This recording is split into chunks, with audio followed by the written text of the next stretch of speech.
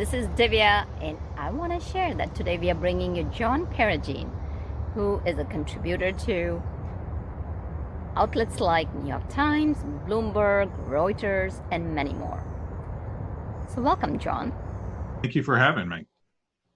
John, we will be getting into journalism, into deeper questions. To start out with, can you share with us a bit about yourself?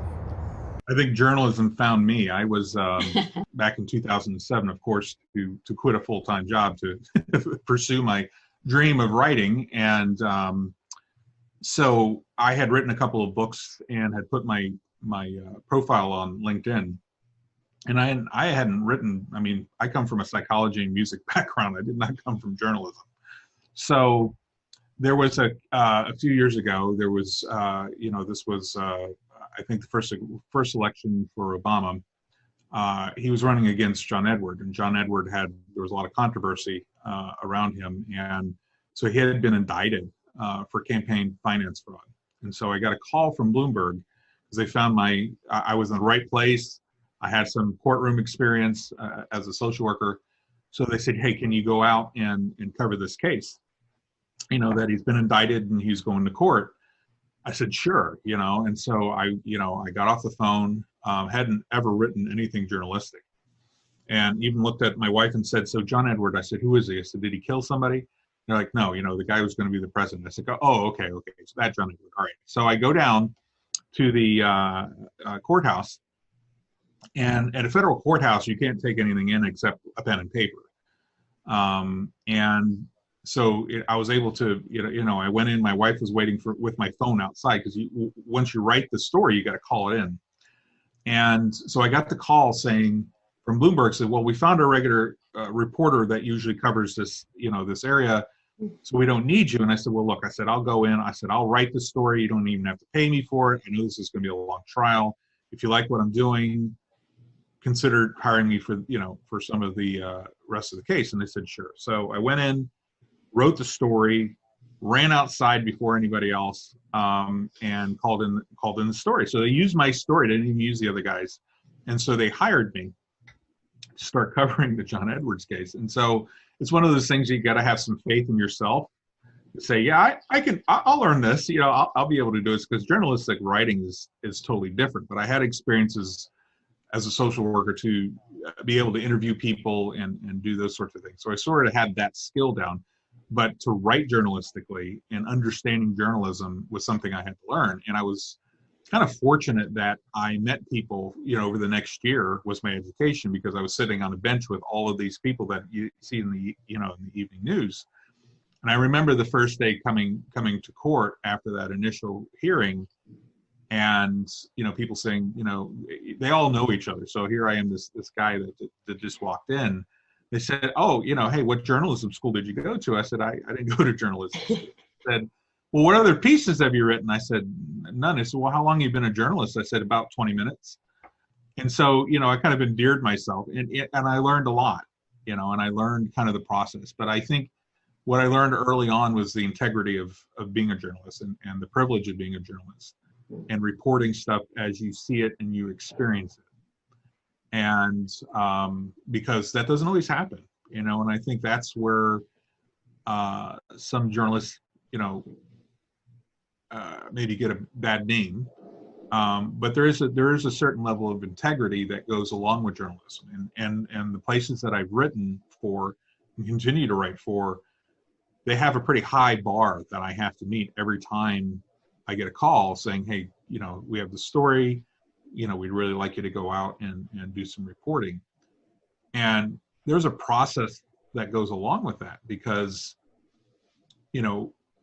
they vet me. So they ask, have you ever been part of any kind of protest? What side are you leaning politically? Have you covered cases like this before? So they want to know who I am, because sending me in, they want to know, am I going to ask unbiased questions? Am I going to interview people of color? Am I going, what is they want to know what my process is going in and who I am, because that's really going to color what I write or who I interview. Because if there's a group of people, who do I pick? right? So if there's a protest or something going on, who am I going to pick to talk to? And I think that's where the integrity comes in, because you gotta hear it from both sides. It doesn't matter what I believe or what I think. It only matters the story that I'm reporting and the story that I'm gathering. That's the important part. I'll just keep talking. I mean, you can keep asking me questions. No, John, I'm loving it. Please continue. So, and part of that process too is once I get those words on a page and I send it in, then it kind of goes through levels of editing. And that's the other thing that people don't understand is, from the time that I'm writing it to the time it hits the page, it's gone through 6, 7 people. And each person has a different way of looking at it. And so they'll ask questions. So once I send in a story, it could be hours, of just people calling me, a different editor, a person that's doing fact checking, a person that's calling my sources and making sure that I got the quotes right. So that by the time that they do, they have like a readback. And a readback is they send me the piece as it's going to go. And they say, John, we need you to read this so that we got everything right. Because they're going to condense what I've said. I'm just going to be writing away, but they got to condense it on a page. And they might have some other interviews and other things that they're putting together.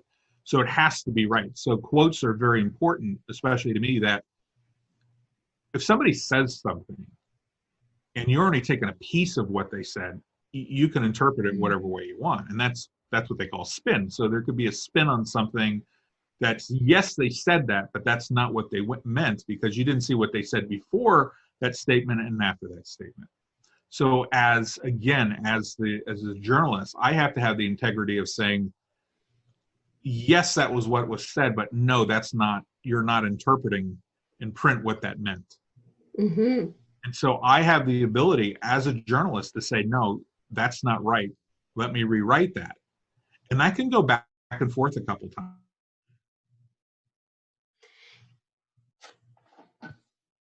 In a particular place that I said, no, I said, take my name off of it. I said, you're not going to print that with my name on it and say, that's what happened, or that's what that person said, or that's what was going on. I said, because it's not true. It's a spin. It's whatever, if it, the old adage is, if it bleeds, it leads, right? So the more sensational it is. Now, there is here, and I thought about this before we got on the phone today. What is it? What do I think that the problem is now? The problem is now in journalism is that it's kind of like McDonald's. We all know that McDonald's food isn't bad, but yet it's a multi-billion-dollar industry, right? So people will still go in and they'll continue to do well because that's what people are hungry for. They'll eat it. So are you going to blame the people flipping the burgers that it's not highly nutritional food? Probably not. But that's the same way of blaming and saying that journalists are bad because there was a spin or a certain way that a particular paper wanted to write something that a journalist came forth and had this story that was twisted by whatever they wanted to sensationalize it. And those are the places I don't like to work and won't, because it is what it is. And I would rather that they kill a story, which happens often, which is I go out, I do the interviews, and it's like, it's not really that exciting. It's not what they really wanted to hear. So I said, instead of putting a spin on it, kill the story. And they'll do that. And I've had that done a number of times, that it's just not too exciting enough. But I would rather than not run a story than to put a spin on it that makes it sound sensational or take something out of context. And I really like what you said. One word that really jumped out at me was integrity.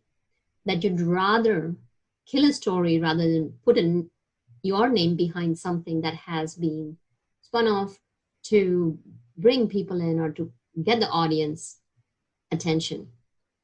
So that said, what happens is so many times, especially in today's day and age, John, journalism has been receiving a pretty negative rap.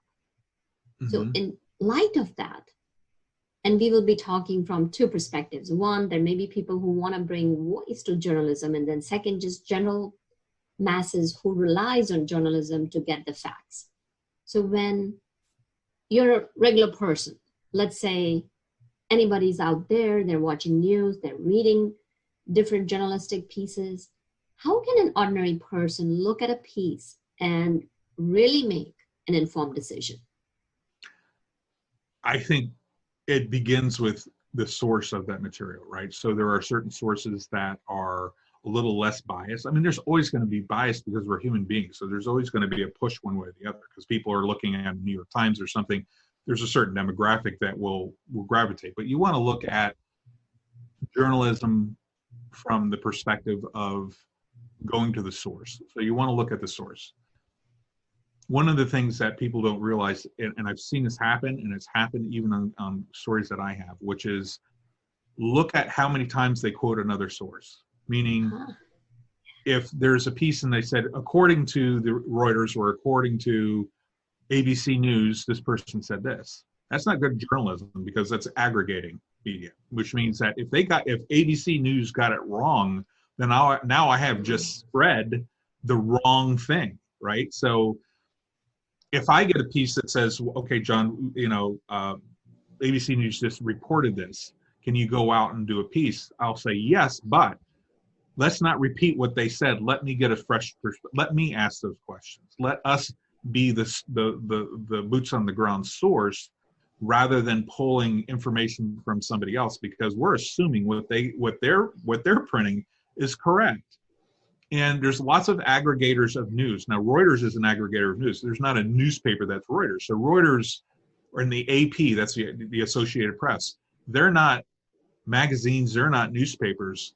They're reporters of news that then goes to other people for them to then basically recycle that news. And that was important, like when we had radio, when we got the news, so they'd say off the AP wire, because they got this information and as unbiased as they could, they just reported what was going on. But I've seen more and more people use those sources as fact. So you're going to be looking for journalistic pieces that are direct quotes from people rather than repeating what somebody else already said. And sometimes it's because of the speed of news, right? So we live in a time that we want the news right now. These news sources compete. That's one of the things I learned early on, which is we had kind of our frenemies, the other sources, and we wanted to get a piece fast, right? So one of the things that got me that first job with Bloomberg was the fact that I could get it fast. That's not always, fast isn't always good because you miss things. And so then you have to end up rolling back and say, then you'll have updates on stories and saying, well, we said this, but this isn't really true. It's better to get it right and take a little bit more time, but that's not how it works in journalism. What it works in journalism is whoever's first is making the money, right? Because then people say, oh, well, they have the most up-to-date, quickest news. So that's when people just start pulling from other sources. Well, this person said this person said this. We're going to put together a story quickly. And we see this a lot if let's say somebody dies, right? And all of a sudden, all the news sources are reporting it. By the time we'll jump at that first thing that we see, by the time it's like the fifth or sixth person, we don't care anymore, right? We've already read the story. So news sources know that. So they always want to be the first one to report something, even if it's not totally true or even if they haven't gotten, and you'll see within pieces, and this is the other thing to look out for, is we called somebody, but they haven't responded. Right? So that means that we haven't verified anything, right? We're running a story. We called the source. They don't want to talk to us. So we're just going to say we tried, which is legit. We need to do that. But you need to also realize that that's not verified news. That's what we've learned. And you hear journalists, well, we've learned that X, Y, and Z. That doesn't mean that it's true, because unless you have verified sources, how true is that information? So you have to kind of look at those pieces. That's why when you get something in print or in a magazine or stuff like that, there's a little bit more time that's been spent to do that. So when you're looking at if your only source is social media for your news, you're going to realize that was quick, but it's probably not going to be accurate. And the other thing that's happened, and you know this, in social media, is that everybody has become a journalist, right? Everybody's an expert, everybody's a journalist, everybody's a doctor. And so sometimes we see things and other people will spin stuff for us, right? So they'll say, hey, look at this news thing, isn't this terrible? So they've already biased you to how you should feel reading this piece. So you just have to be careful about those things. So again, well-vetted pieces. A lot of the pieces that I've worked on have taken weeks, right? So I'll start doing something, 2 weeks later it hits print, especially for New York Times, unless it's breaking news, right? Breaking news is a little tougher because you got to be on the ball and trying to get as much information as you can, but you have to realize that breaking news isn't accurate news.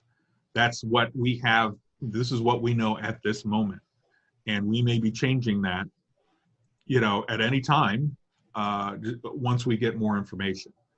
And you'll see, even on New York Times, if you get the electronic editions, they'll have updates constantly, and they'll put the time and the date that they've updated the information, because the initial stuff may not be accurate. But those are the kind of things to look for in those pieces, is what are their sources for this information, and have they actually talked to the sources and gotten direct quotes from those people then involved. Because if not, then you just kind of take it as they investigated it, they got as much information as they can, but it may not be accurate information. And I see it every single day. That's why watching somebody talk about something, and we see all these press conferences. When you hear words coming out of somebody's mouth directly, that's probably more powerful than somebody reporting what they said, right? So let's look at the direct, if people misquote things, because we're human. So if I'm in a room full of journalists, now a lot of times journalists are at the back of the room, so we can't really hear much, right? So we're all trying to hear and write at the same time, and then also be at the same time thinking about how we're going to create a story at that. And a lot of times I'm asking the journalist,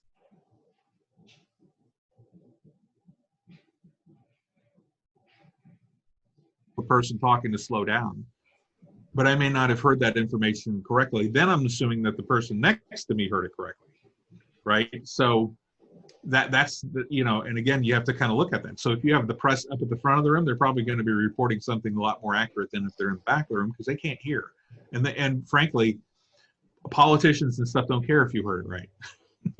They want, and a lot of times so if you're walking in the room, they'll give you a press pack, right? So they'll give you exactly what they want you to write, because that's the spin they want you to do. I don't usually pay attention to that. I'll ask questions based on that, but I don't use what somebody's handing me as what I'm going to print, unless it's their statement. In their statement, this is what they say. But again, there's just so much more that goes into it. So in certain circumstances, if I'm in a group of people, like if I met a certain group of people, I don't always mention I'm part of the New York Times, because of the stigma that's now over my head. And then I look at journalists now that, for whatever reason, are being targeted and hurt or killed. That's a rough thing, and that's on domestic soil. That's not like in a war zone somewhere. That's here in the United States. So I'm careful about what I say and who I'm talking to, or even going into situations where I have to talk to people. Before I say I'm a journalist, I start talking to them and just kind of set kind of a rapport with them, and then I let them know. Of course, before I ask them any questions, I'm going to tell them who I am. And a lot of times the response is, well, I'm not talking to the press. The press is bad. They're reporting it wrong. And I said, if you feel that way, here's your opportunity, right? I'm here. I have a recorder. Please tell me what your story is. Somebody's going to call you to make sure that these quotes are correct. But please, if you want a voice, then voice it. And because there's this divisiveness between the media and the public, we can only go based on what we hear or what people tell us. So if people have stopped talking to us, what else do we have to report other than what we think is correct. Because unless we have those direct quotes. So I remember recently there was they were trying to there was a report, and you can look this up, that there was this piece that they were looking at in the state of Iowa, of how people were feeling about everything opening up. So there was a recent story that I did in which they wanted me to get kind of the perspective of how people felt about them reopening in the state of Iowa for COVID, after being closed for COVID. And so there was, in the parking lot where I was at, as they're calling me, was a group of women, and they had their cars kind of in a circle, their SUVs, and they had chairs, and they were sitting in the back. And this group of women were so used to going to the gym that they felt like there was a hole in their life socially, that they just knew each other from the gym. And they, and so they were they just wanted to get out of the house. They told their husbands, I guess, that they were going to the gym so they could get away from their kids for a little bit. Even though the gym wasn't open, but they were there. But it took a while for them to kind of trust me. And it was an interesting interview, because I literally, because of social distancing, I actually stood in the middle of them and did this kind of roundabout interview. But they wanted to talk about things off the record. And I said, I said, I am a journalist. I said, there's really not anything off the record. So if you don't want me to know it, then don't say it. As part of what I do, I have to gather people's information. So there could be a callback if they want to, verify a quote, or that I actually talked to somebody. And I would say that's within the past few years that they really insist on me getting as much information, who they are, where they work, what their age is, which is tough to ask women sometimes. I said, I know you're not going to like this question, but tell me a number, and I always assume too, I'm not checking IDs, that people are actually giving me their names. But I think it's interesting that, if they don't want to go on the record, they go on the record every time they get on social media and post something. So, it's not really any different than that, but they're afraid that if they have an opinion, or that it goes, in New York Times, that, and, all of a sudden people are going to be banging their door down, which isn't the case at all. But I think that people make the mistake of not talking to a journalist about their ideas, where I can kind of talk them through their ideas. Because if you make a statement, I want to know why you made the statement, right? You don't always get that on social media or a post that I can kind of dig into a little bit more. Why do you feel that way? Why are you angry at our governor? Why are you, those sorts of things. And so the story came out really, really good.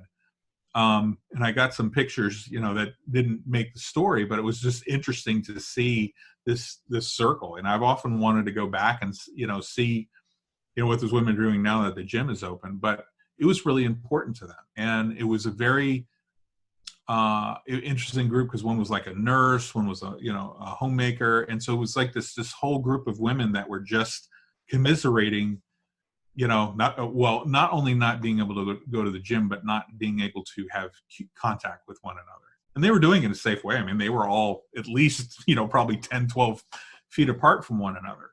But I guess the point is that it took me a while for them to go on the record, because they had some very powerful things to say. Because one of them, like I said, was a nurse, and she made some statements. She says, but that can't make the paper. And I said, well, if you don't want me to take the quote, that's fine. But I think it's a very powerful statement. I said, we really do want to know how people are feeling, especially, being in medicine, because we hear so many things, are the hospitals prepared? Are they not prepared? Those sorts of things. And she said, well, we're not really prepared. We weren't prepared. We don't have the equipment. We've been using the same gloves for a week or whatever it was. That it was some powerful statements. But I think because of the distrust of the media, they don't realize what else. So what do you want us to report? If nobody's going to talk to us, all we can report is maybe what we heard, which I just said is not accurate news. And so it becomes a self-fulfilling prophecy of news that's kind of light on fact checking. Because if people won't answer our call, or if I say them in New York Times and they hang up on me, what else do I, what other, so either I don't have a story at all, which would be an awful thin paper, or we just got to go with what we have. And I don't really like to do pieces like that. And so the other thing you'll see now and media is because of that. So if I'm doing a story in Iowa that they're going to be spreading that story over probably 4 or 5 states so that we have enough material to get a more accurate story, so that we're not just relying on one source because, well, first of all, is that source accurate? But do we have enough, right? So we have 5 or 6, even though there's a few people on the byline, if you look at the bottom of those stories, you'll see about 12 people that worked on that story. And those are the boots on the ground. Those are the people going out there, making the calls, meeting the people, and just really getting in there. And those people are just as important as the byline, because the byline, those top people are just the people that took all that information that you wrote and put it as part of a bigger piece. So it's just an interesting, what we read, we don't always understand how that got on the page. But I think understanding that gives you a little bit more idea of what journalists go through. We don't want to risk our lives to report something. We don't want to be considered the enemy. And I think the reason we're considered the enemy is that people don't always want to hear something that doesn't match what they believe. So if we're reporting something that we saw, we vetted, we did 1,000 calls and we put out a story and somebody calls it fake news, how's that fake news, right? Other than it doesn't match necessarily what we want to believe or what we think or what social media has told us. So I think one of your questions was, how do people know the sources? Is just ask, just look, just read, question yourself, question what is this really saying? Where is this information coming? Is there any other sources that back up this information, or is this one source of that information? I just think it just takes a little bit more digging, because there's so many sources. Like I said, everybody's a journalist, now. We're all reporting all the time what's going on in our worlds. Every time we get on Instagram or Facebook, we're reporters. We're reporting what we see and hear and experience. But do we always do it with integrity? Oh, very powerful, John. I really appreciate, because it gives us an insight into a journalist's lives, that here we are, we're sitting, we're looking at that piece of paper, or we're looking at online news. There's smart news, instantly you get notification on your phone. Cha-ching, there it is, you have a piece of news. But what goes into making of it? What's going into journalists' head? What are they experiencing as human beings? We forget that on the other side of the paper, on the other side of story, there's a human being who has covered that, and what are they going through? So that gives us a really lot of insights. Now, that has organically brought up like a couple of questions for me. One question is, you mentioned about don't hesitate in talking to journalists, because here you're saying that, okay, this may not be the right source, and at the same time, you don't want to give the story because you're scared that somebody may come down and start beating down your doors and all that. So I don't know who it might be. Let's say, in times of today, there could be a healthcare worker, there could be people who have opinions or experiences about what's going on in our country right now. And if they wanted to reach out to a journalist, what is a good way that they could reach out and get their voice heard? Oh, that's a good question. There's journalists,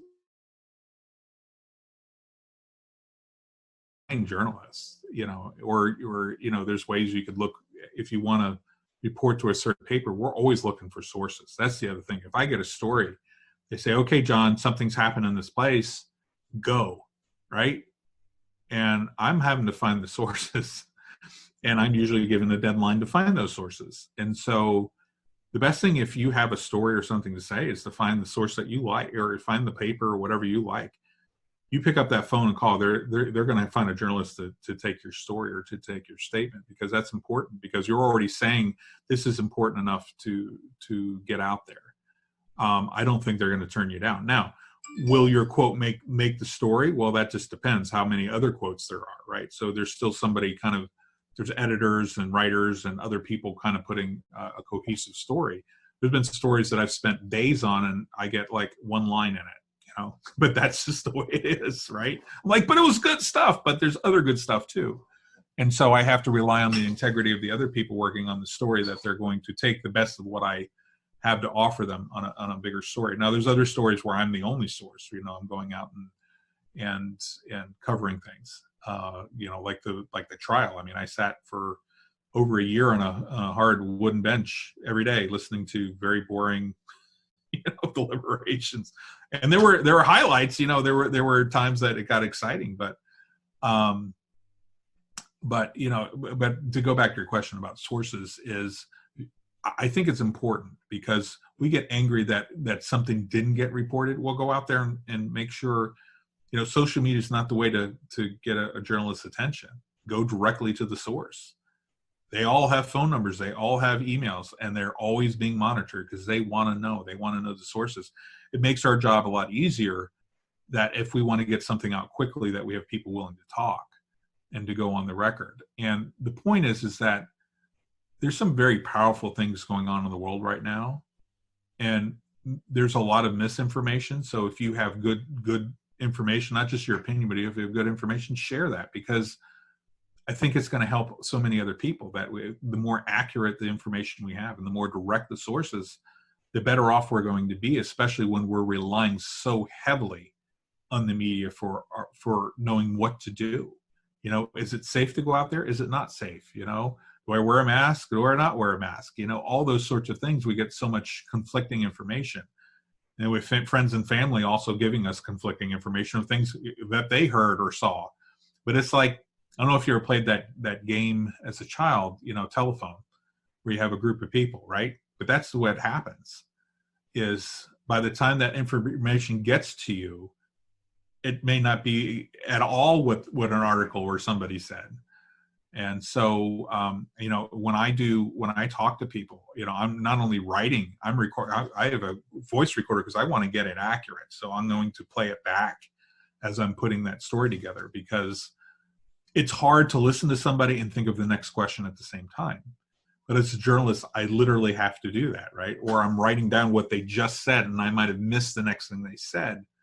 Just because I'm a human being, I'm not a computer. So I have to rely on other sources to do that, which is tough when you're like that first case where all I had was the pen and paper, to write down what they said. I didn't have a computer. There's no recording devices, nothing. And so those are tough cases. Those are tough things. And you have to learn to listen and write and do things as accurately. And then a lot of times I'll go to the other journalists and say, is this what you heard? And again, I'm relying that they heard it right too. But we all kind of work together. And that's the other thing that people need to realize, is that journalists, even if I work on one paper and somebody's working on the other, we are all trying to help one another with the story. And the ones that don't are very looked very well upon, because we're all trying, even though that we were trying to write it better, we all want to get the information right. So we do help each other. If somebody got somebody's name, complete name or spelling, we'll share it with one another. That's just the way it is, because journalists are all in it together. And especially now that we're kind of scared to be out there, and my wife has told me, if I'm being asked to go out to a rally, she said, do you really need to take that story? And see, that's the other thing, is because things have gotten dangerous for journalists, we're less likely to want to go and report that news, because it's not worth my life to report something ever. And that's not what I signed on for, right? So then we get reports of riots and stuff like that. That might be somebody sitting in the hotel room looking out a window and trying to interpret what they're seeing, because they don't want to be down there. They don't want to get hurt. They don't want to be targeted. And so as hard as people are on the media, man, that's a job for us. It's a vocation too, because we're not getting paid $1 million. You'd be really shocked to hear what they pay, especially now that people don't read papers like they used to, right? So they can't pay journalists what they used to. But we do it because we love to do it. And we really want to get that information. And we feel there's a duty to get accurate information out there. But it has become a risk to our lives. And I think I just said, I don't know if we missed the recording, but sometimes I'm very careful of telling people who I am and what I do, or what, just in even a social situation.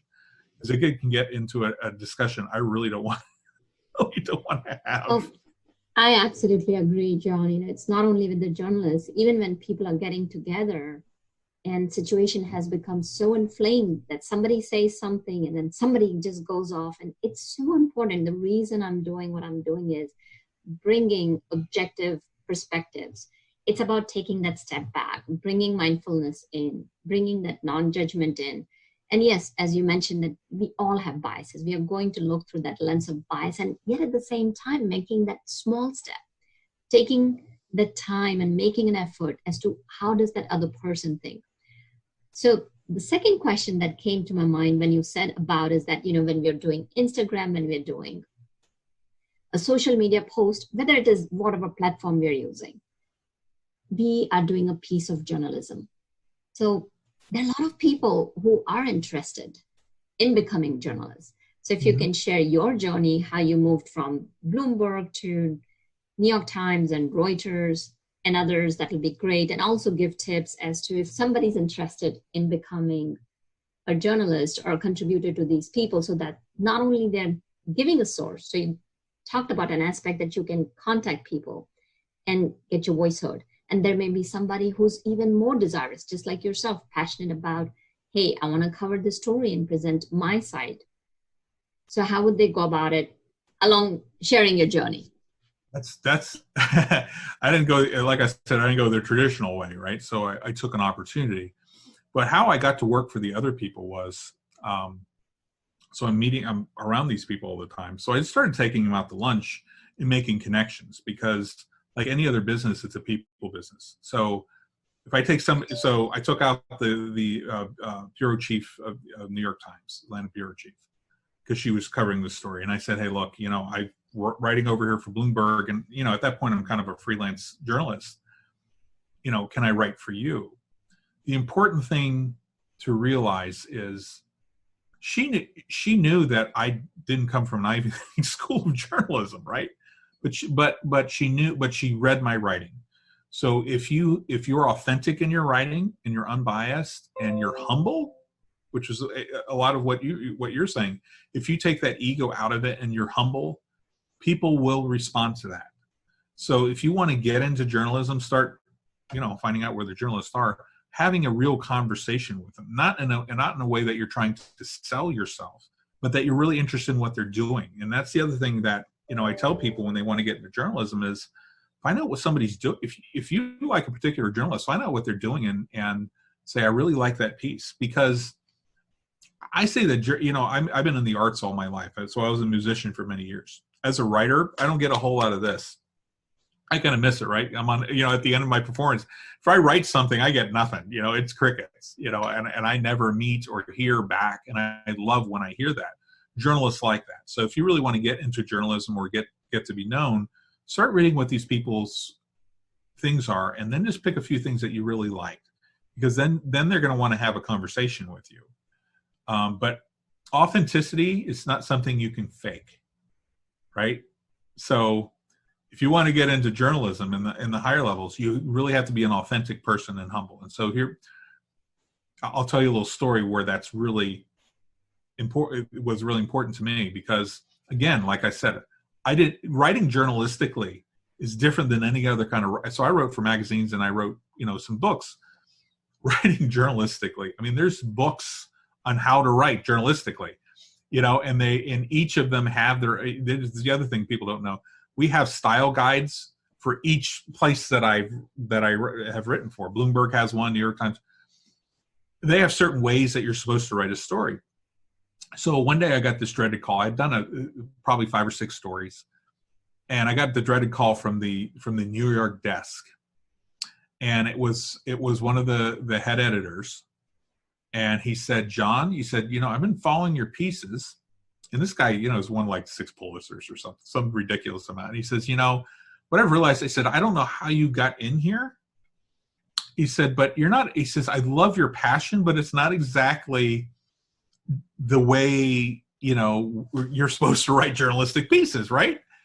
He says, I like it, but it's, but we're having to do some editing and stuff. and he said, well, you're probably in over your head. And I said, you're absolutely right. I am way in over my head. So I said, if you don't mind, can you please send me one or two of those pieces and just redline it for me? Show me where I made the mistakes and how I can improve, because I really want to continue. So I believe that his intentions when he called was to let me go. But what he did exactly that, because I was just authentically and humbly saying, yeah, I could really use some help if you have a moment to show me how to write it better. And sure enough, he did. And I did start writing better, because then I understood what I didn't know. That's the whole thing. You don't know what you don't know. But I think it was in that moment of just being humble and just saying, you're absolutely right. I didn't have any ego. I said, man, I've been lucky so far. You've liked the pieces. You've had to edit it a lot because, it's a different form of writing, but I'd like to learn more without having to go back to school. At this point I was, my 40s. And that's what happens. So when you're authentic with people, and especially in journalism, they respond to that, because if you're authentic and truthful, they know that's the way you're going to write. They care less about what you've done than who you are.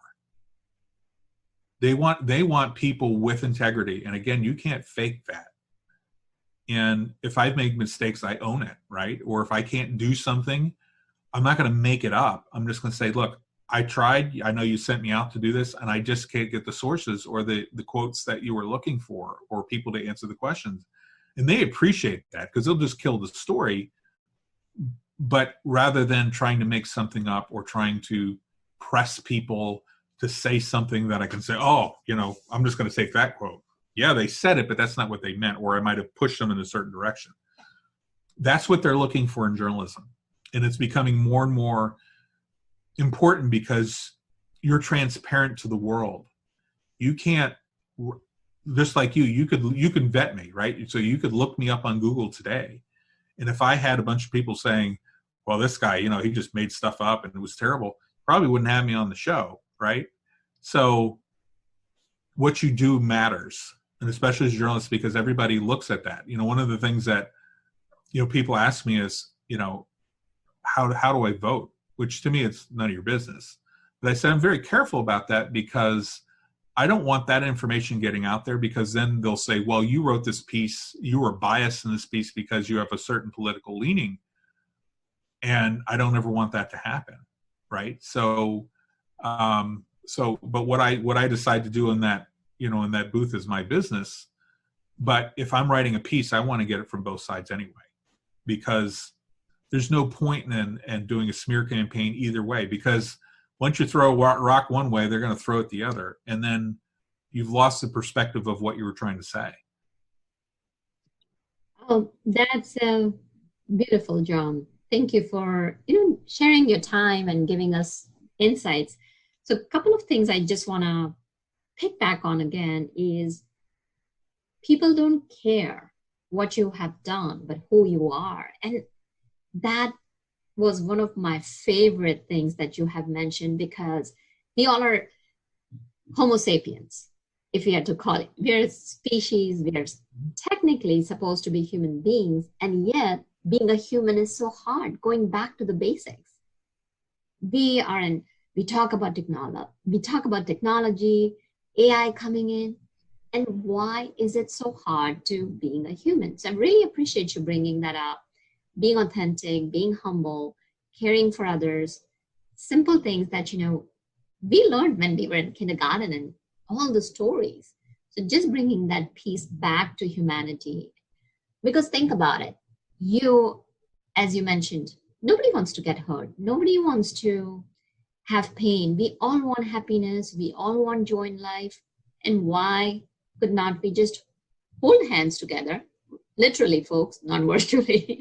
Or what I'm talking about, and not actually, especially with COVID-19, hold hands spiritually. And yes, I do say spiritually, because think about it. There is a peace in us that seeks that connectivity in other human beings. And as you mentioned from that story, that they were missing that human contact. So there is a connection between us. Just looking at that and doing tiny things that will help other people. So for example, here's what I want to share. John and I connected over social media. I wanted to bring an objective perspective, or a perspective from another side. we all sit and talk about it. He took the time to come on my show and share it with you folks. So really appreciate you, John. Appreciate Thank you. And would you like to share a couple of last things with our audience? Gosh,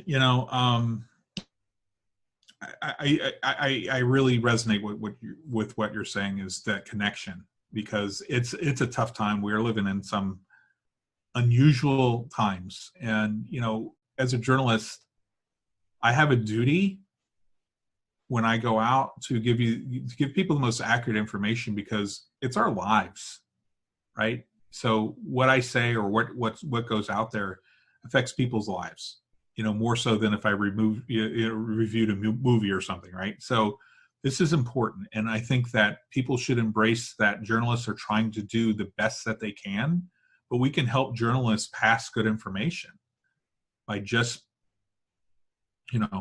by just respecting what they do. That, what's the point of journalism? What is the point of the press? And that's to share information, and information that is going to impact our lives one way or the other. And so good journalism is giving you the most accurate information so that you can make informed choices. Without journalists, without the press, we don't really have a society, because even the things that we know about, our ancient societies are based on what people wrote. That's all we know. How do we know about ancient Rome? Well, they wrote stuff down, right? So they were kind of journalists, in a way. That's how we know. That's how we leave a legacy in society. But it's so important. It is absolutely important for the integrity and the kind of the sinew of society, of what keeps us together, is to have informed journalism. So just give us a break. We're just trying to do our job, and I really appreciate you giving me the opportunity to talk about what I do. And meet people where they're at, and take that moment to step into their shoes, because it's so easy to judge others. And I will say that, I am perfectly imperfect. And folks, if you're out there, you're perfect, kudos to you. And that said, I do believe that each and every one of us are beautiful because of the flaws. So give people that space, understand where they're coming from.